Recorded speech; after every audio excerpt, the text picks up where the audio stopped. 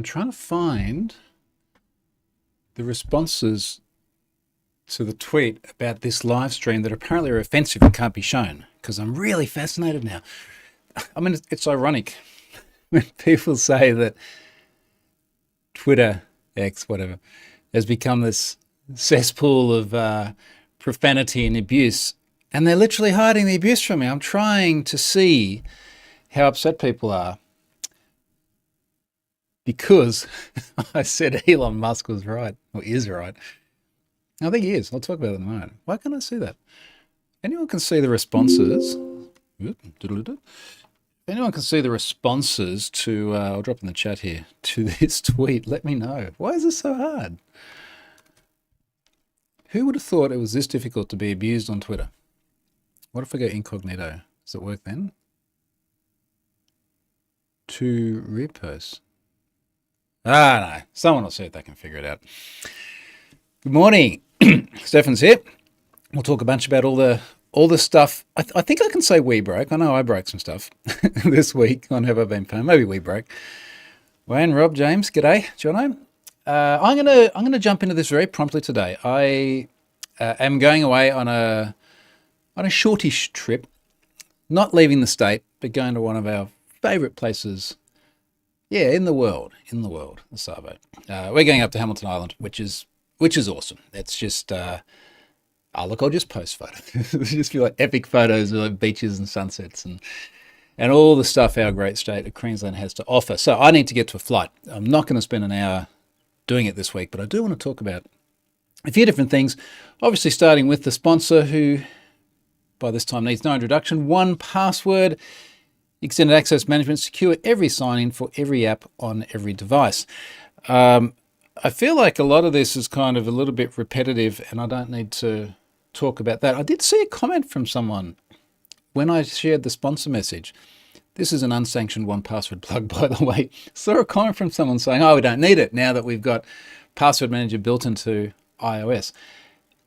And I didn't engage publicly because, well, for reasons we'll talk about in a moment, what happens when you engage publicly on some of these contentious things. I almost feel like the password bit of 1Password has become a little bit of a misnomer because there's so many other things that it does. I have so many secure notes in there. I have encryption keys for various devices and things in there. I share so many vaults with the family. I have all my credit cards in there. Like to call it a password manager almost does it a little bit of a disservice. For some services, I have the one-time password generator code in there. Some people lose their mind with that because they're like, okay, got everything in one place, but I'm really, really screwed if people get into 1Password anyway. And I have U2F tokens for things that I really, really want to lock down tightly. So I don't think it's just a password manager. I don't think that's just me.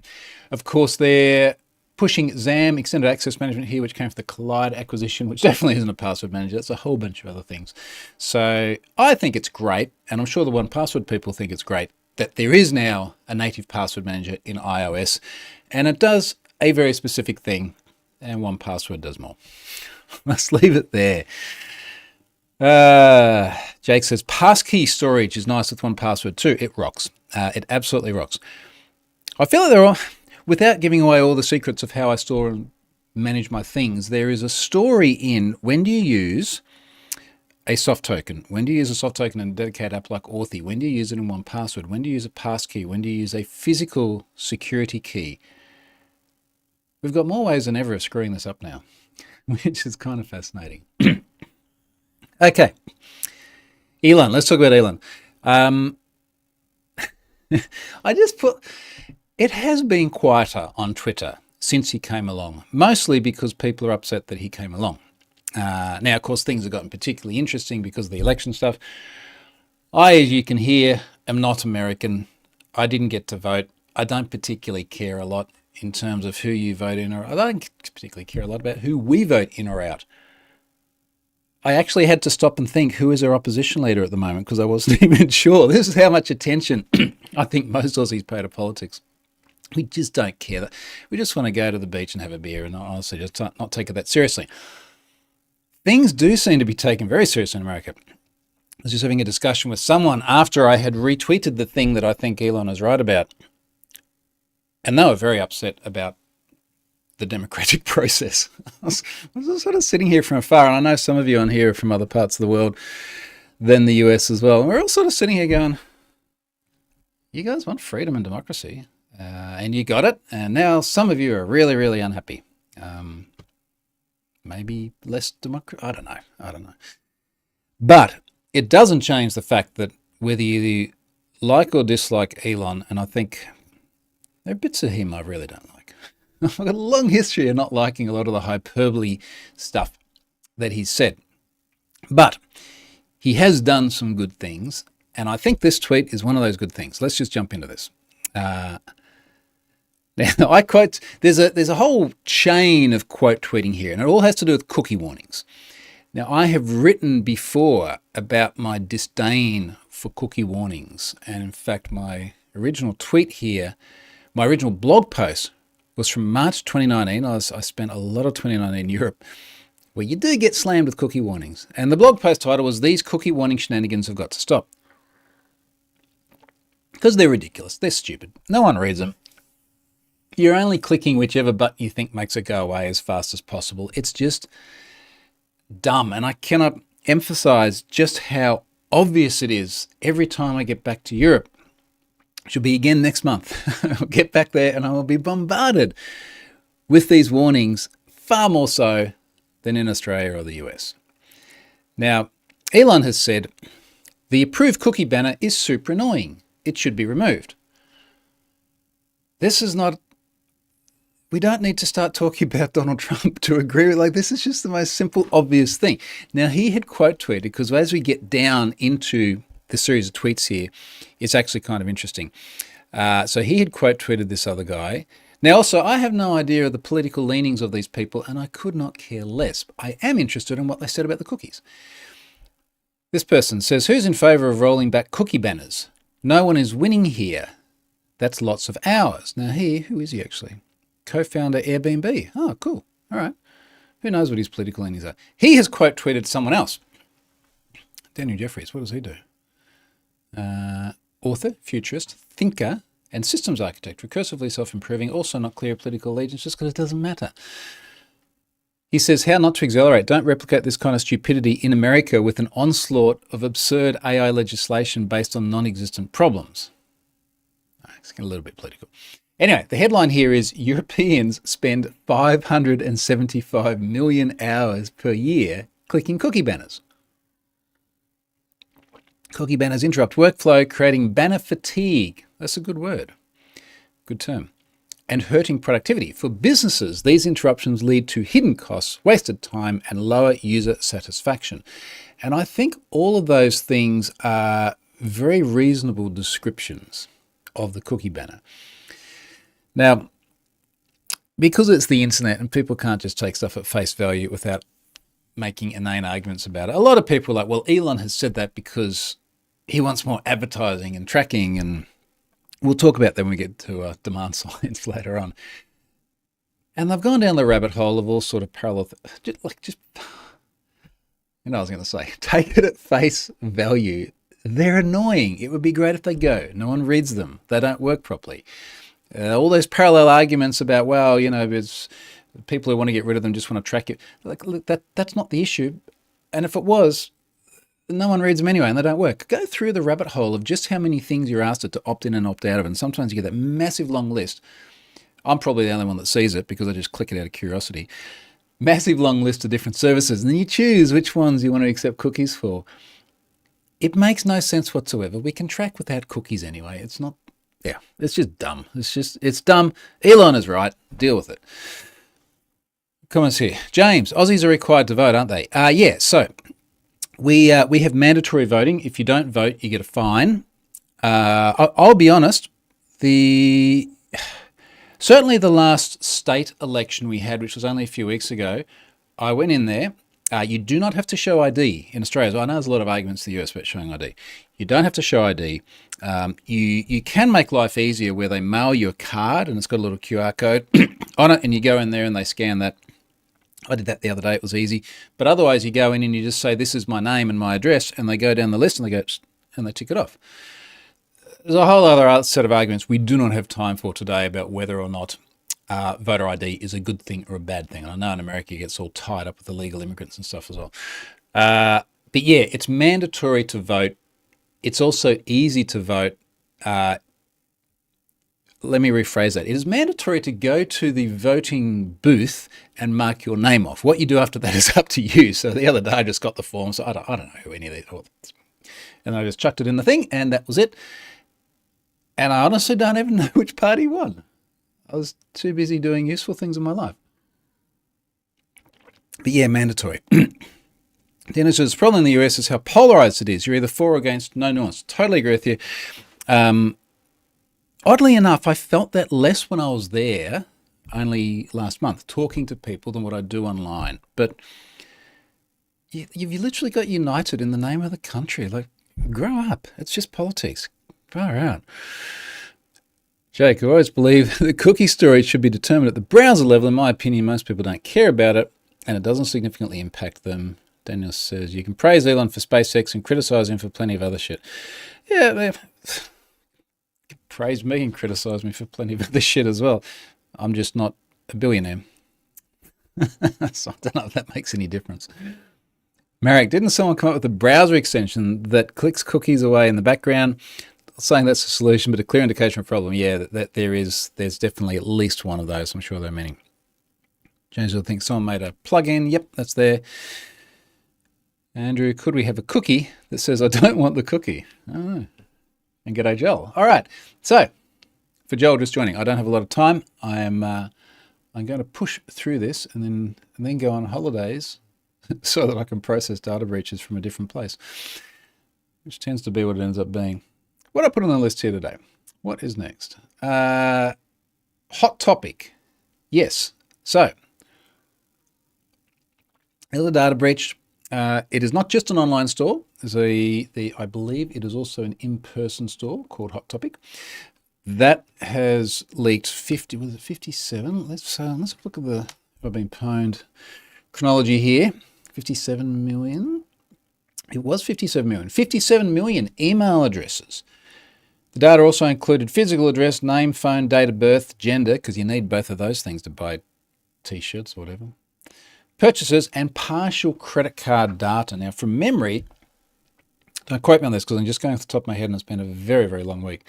That partial card data included the last 4 digits and the card type in the clear and encrypted, caveat star, encrypted date, month and day of expiry, but from memory, whatever they did with the encryption, it meant that every single, March, for example, was the same value. So there were like 12 different possible values in month. And it was, I think it was quite clear ultimately which was which. So I don't know if they got a lot of value out of the encryption on that one. Anyway, that was a large one. 2/3 of those already never been pwned, 66%. Now, I'm going to talk about Hot Topic in a moment when I talk about all the stuff we screwed up this week. But that was a Monday, and then probably about 36 hours ago, evening before last, Demand Science. 122 million unique corporate email addresses. I typoed that. Demand Science had 122 million unique corporate email addresses appear for, I didn't typo it, that's fine. Appear for sale earlier this year. Data also included business-related fields such as phone, physical address, job titles, LinkedIn profiles. 47% already have been pwned. One of those was my Pfizer email address. That's me in another data breach. We'll include that, even though it's an old email address. So Demand Science appears to be a company run by, are they a accelerator or whatever, Pure Incubation was the parent of that. Sometimes stuff happens in parallel. So at one point in time, someone had popped up and said, here's Demand Science data. At another point in time, someone had popped up and said, hey, I was in this data breach and I sent them an email and I'm like, why do you have my data? And then they came back and gave me a really good reply. And this guy who I've referred to as Jason, not his real name because I didn't ask him in advance if I could use his name. I think he would have been cool. It seems like a nice guy. He's one of us, like a techie. And he's like, here's the big reply I got. And in essence, I might actually a little bit of a read of some of this. In essence, what they do is they aggregate business data from public resources and then they sell that to other companies. Now, my Pfizer email address was a corporate email address. They've got I think they had the old physical address. Actually, let me have a look. I've got the exact record here. Well, they had the suburb, West Ryde in Sydney. They had the corporate phone number of the switchboard there. They had my position as Vice President of Information Technology, which sounds awesome, and I never had that position. I never had a VP level position or even a director level position. I was code monkey and then an architect. Like, that was it. So take some of this data with a bit of a grain of salt. But that was there and that was exposed. But their explanation here, I think they've actually done this guy a real good service insofar as they've given him a really good response here. I dare say it's from a template, but regardless, someone put effort into this. Demand science. I've got to read the whole thing because it's very buzzy. The Pure Incubation portfolio includes Demand Science, a global B2B demand generation and buyer intelligence solutions provider that empowers, emphasis mine, technology companies to accelerate ROI on their sales and marketing efforts. I think I can stop there. You get the idea. My initial draft of the blog post had referred to all of those terms, and then I'd put in another one that sounds just like them, but I'd actually got it from the bullshit generator. There is actually a bullshit generator, and it creates terms just like these. And I'd put it in there just for fun, just to point out that it's a bit markety. Anyway, they go on and they say, regarding the matter referenced in your email, we have conducted a thorough internal investigation and conclude that none of our current operational systems were exploited. Oh, well, that's good, right? We also conclude that the leaked data originated from a system that had been decommissioned for approximately 2 years. Well, that's bad. Like, the fact that it's from a system that you no longer use is like, it doesn't really change the outcome, does it? But regardless, it is very public domain data. So I don't actually think it's a massive issue. However, we did get a huge amount of interest, particularly from our domain subscribers, about this incident because, as I said here, if you think about it in the Pfizer context, there were many, many tens of thousands, almost a six-figure number of @Pfizer.com email addresses in there. Now, how do you feel as an organization with someone having, first of all, just all of those email addresses of your people? And incidentally, I got no idea where they got my Pfizer one from. It's not like it's out there on the website so that people can contact me or anything like that. But how do you as an organization feel with all of that data, all the email address data, alongside other information which for many people was accurate, the address, the phone number, the job title, for many people a link to the LinkedIn profile? There is organizational risk in that. And I do feel like we're back in this space of the risks that we face with data aggregators collecting such huge amounts of information into massive single corpuses, even when that data might be out there in the public domain. And the number of times people have said, look, even if I put something on LinkedIn, for example, and by design it's public to other people, I'm unhappy with it then being taken by someone else. And incidentally, there's no suggestion that they've scraped this from LinkedIn. It seems to have come from other places. But when people do refer to things like LinkedIn, the fact that someone then goes and scrapes it and aggregates it and packages it up, monetizes it, and then uses that information to potentially target an individual where it's almost like their own data is being used against them to psychologically manipulate them into buying more shit. People don't like that. They really, really don't like that. So, going back to comments here. Daniel says, where are you going? I am going to Hamilton Island in the Whitsundays. So, all right, I'll drop a picture. If I Google Whitsundays and we go to an images search and you just, yeah, I'll drop this in the chat and we'll just see if this works. Otherwise, if you go to, well, it doesn't want to let me paste that link, does it? What's happened to that? Link too long? Let's try this. go to Google and search for that, Google Images, and you'll see. Now that I see the results here, so two of the really, really recognizable things about it is they've got the heart reef. If you've ever seen photos of the Great Barrier Reef, and one of the reefs looks like a heart, that's in the Whitsundays. And they've got Whitehaven Beach, which is one of the, if not the best beach in the world, consistently rated there. Jono says, I love staying at Qualia. That's exactly where we're going, back to Qualia. That is one of the very few places in the world we actually go back to. So this will be our third trip back to Qualia, second this year actually, and I'm very, very much looking forward to this. Okay, now let's talk about all the shit we broke this week, Stefan. I was talking to Charlotte about this, and yesterday in particular, I just spent a huge amount of time fixing stuff. Like literally from, I don't know what time I even got up, 5 a.m. or something, until 7 p.m. or I just felt like I spent all day fixing stuff.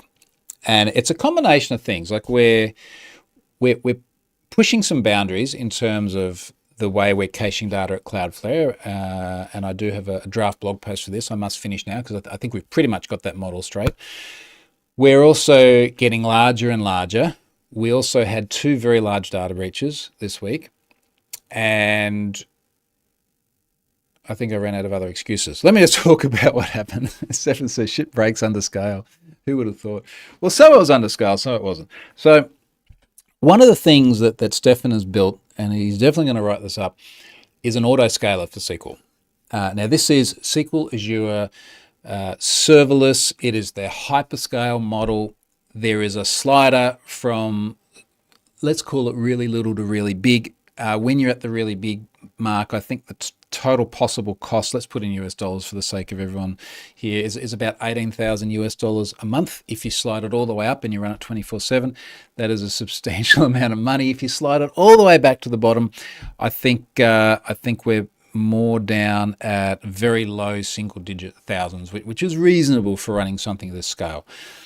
And our challenge is, how do we make the slider go to the right bit? Because I sort of lament the fact that we are a little bit back in the old days that we tried to fix with cloud, where you have units of scale and then you have to decide how many units of scale you want. And you tend to be either over-provisioned and paying too much money or under-provisioned and losing traffic.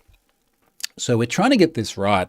And what Stefan's done is wrangled some code to constantly look at the CPU utilization on Azure, for our Azure SQL serverless. Did I say SQL serverless? It is? Yeah, it is. SQL-less server. I need a holiday. Constantly look at the CPU utilization, and when I think at the moment, mate, we've got to like 30%. So when it's below 30%, scale it down 1 for a period of time. Then when it's above a certain threshold, scale it up 1, and just try and adjust and hope that we don't just suddenly get smashed by a whole heap of traffic. But we've got this caching layer wrapped around it with Cloudflare now as well. So as time goes by, less and less and less of a percentage of the traffic actually goes to the origin. So we could be doing, for example, we could get a 2-fold increase in scale, but if we're only serving 25% of requests from Cloudflare, it's actually like half the size of when we have cache flush and everything gets served from the origin. So on and so forth. Lance, good morning from a child in dreary Sydney. A child, I'm sure there's a typo in there somewhere. Cold. Let's say cold and dreary Sydney. You want to go to Hamilton Island now, don't you? Sorry, for context, Lance, I'm going on holidays in about half an hour.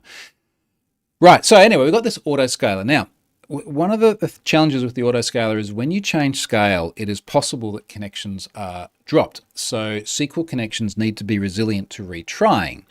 Some of the implementations that we have, particularly the old Entity Framework 6 implementations, are not resilient to dropped connections. And one of the first problems we had is when I loaded that Hot Topic data breach on, I think, Monday, and then I've got, it's literally a console app that runs in a virtual machine at the moment to send all the notifications. I started it running, I looked at how many people it had to send notifications for, and I went, oh, that's good. And then I left. And I shut down the terminal window for the virtual machine, and it was fine. And then I think 2 days later or something, we loaded the demand science data breach. And I went back into the VM, and I noticed that we'd gotten to about the B's of 130,000 something notification users in this breach. So we'd done the A's. So if your name begins with A and you're in the Hot Topic data breach and you're a notification user, you got an email straight away. Bombed out at the B's because of a drop connection. Now that's code which is just not resilient. Probably a scale operation happened there. I'm annoyed. That's my code. That's on me. And the scaling is Stefan's code, but it's to do good things. And my code should be resilient to Stefan's code.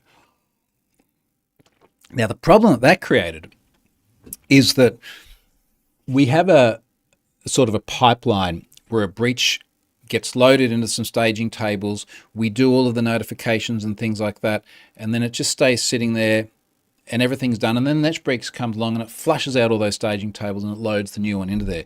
So the problem we had now is that we had to get the Hot Topic data back into those staging tables. But we couldn't do that until we'd finished all the demand science stuff, which we had different problems with that I'll come to in a moment. So the challenge that we had then is it wasn't until late last night that I could actually get the Hot Topic data back in. But fortunately, because everything is in SQL Server now, if I need to move data around, I can just write TSQL and you just have to pay for cycles while it executes. But previously, when everything was in table storage, that was hard. I couldn't just write a TSQL query to get stuff out of table storage and put it back in the staging tables. So anyway, we finally got all the Hot Topic notifications out this morning. That closed the door on that. That's done properly. Sorry if you're an individual who only got a notice this morning for the data breach loaded on Monday. Now, the other problem that we then had is when the demand science breach was loaded, I loaded that on night before last, and I went to bed and I thought everything was fine. And then I got up in the morning, I had all these messages from people saying, I got notifications about being in this data breach, but when we searched the website, either via the UI or via the API to search individual email addresses, it's coming back 404. What's going on? And it's a caching issue. So we have in-process caching in Azure Functions.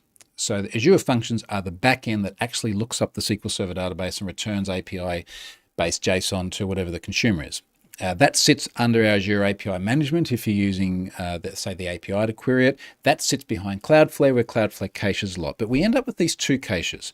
We have an in-process cache in the functions, which had a timeout of 5 minutes, and that would cache things like the entire description of the data breach. You know, we don't need to go to the database and hit it every single time we do a query. We can cache that in process.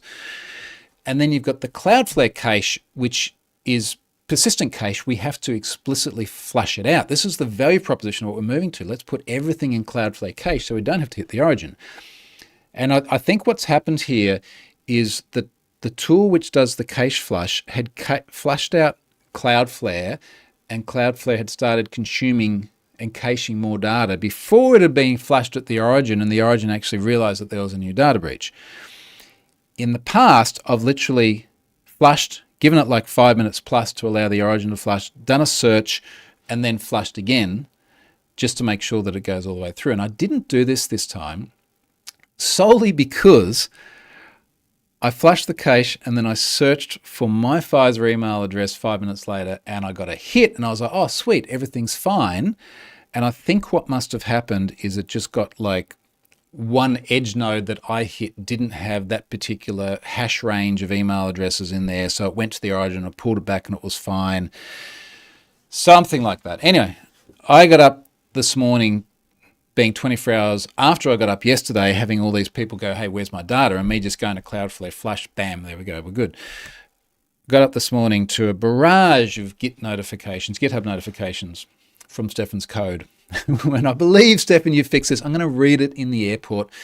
I'd like to know how that's done. But that was another broken thing, in part because of the way that we're evicting cache, in part because I didn't sufficiently test it. Not like a major issue in the scheme of things. It just delayed the visibility of some results for 12 hours.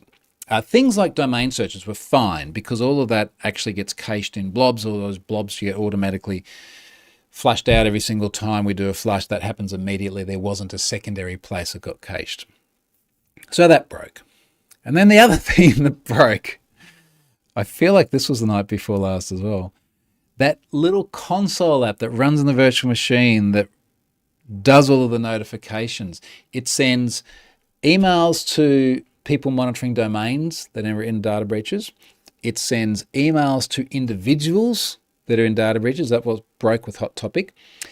It also sends callbacks to subscribers such as 1Password and Mozilla, who are doing k-anonymity hash range searches, so they can get callbacks, so actually push notice out to them. And they can also get callbacks if they're monitoring domains. So we have a small handful of what we call enterprise subscribers, which are like InfoSec organizations, for example, that monitor domains on behalf of their customers.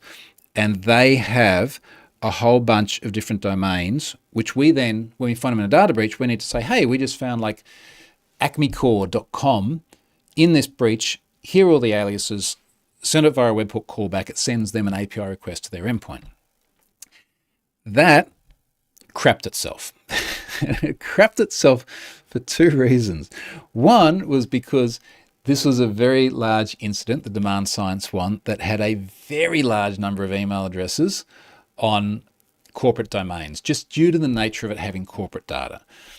And the other was, since we last processed anything even close to that size, that service has expanded massively, with one subscriber in particular enrolling a very large number of domains.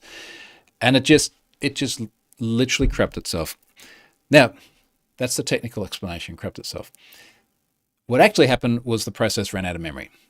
And I eventually realized, in fact, I'm going to scale this machine back just now. That's what I remembered I was going to do. I realized that what I can do is I can just simply scale the size of the VM. Like, let's just scale the VM up, have more memory, problem solved, which I did. And it ran for longer than what it did last time. Why can't I just find, where's my is it scale? Availability and scale? Availability zones. Settings.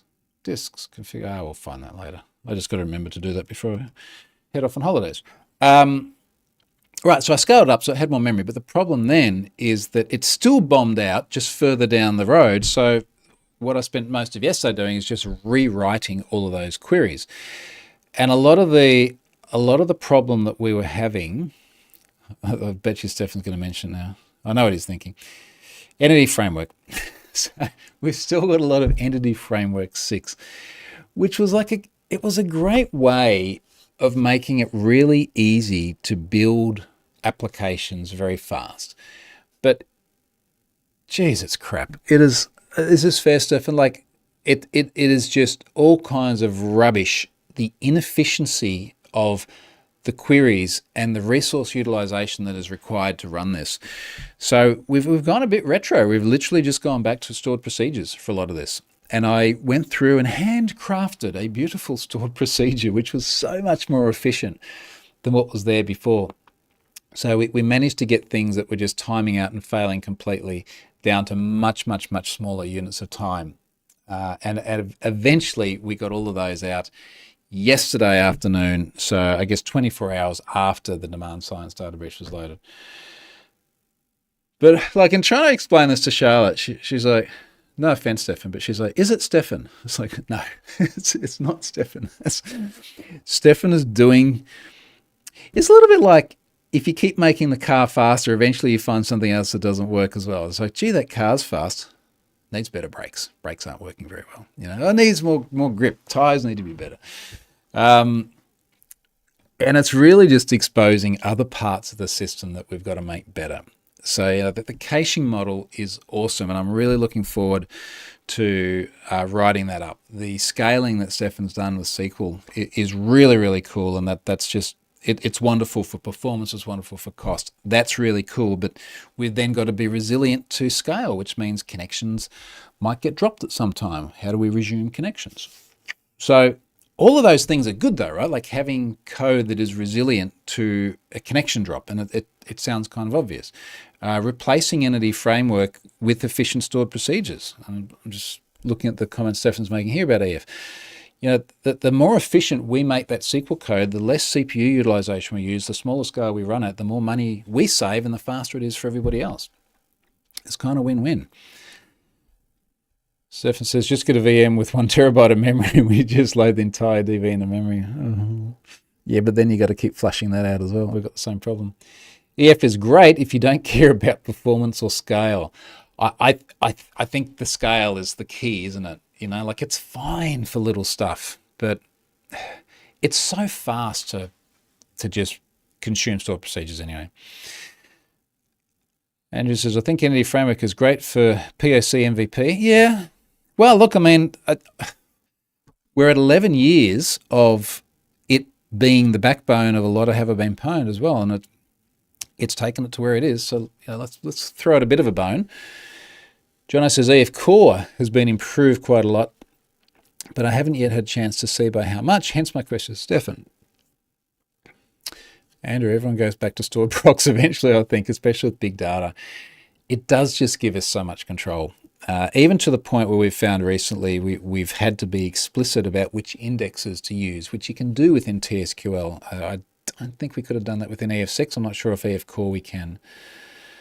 James says, suddenly the car's fast, but the track needs an upgrade. Yeah, but there's always something, right? And I think all we're doing is, as we keep pushing the boundaries, we just find what is the next thing that needs improvement. Stefan, stored procs or pure SQL, they perform the same. We do like just being able to push a sproc without having to redeploy an app, which is quite handy. And we're using Dapper, as he said.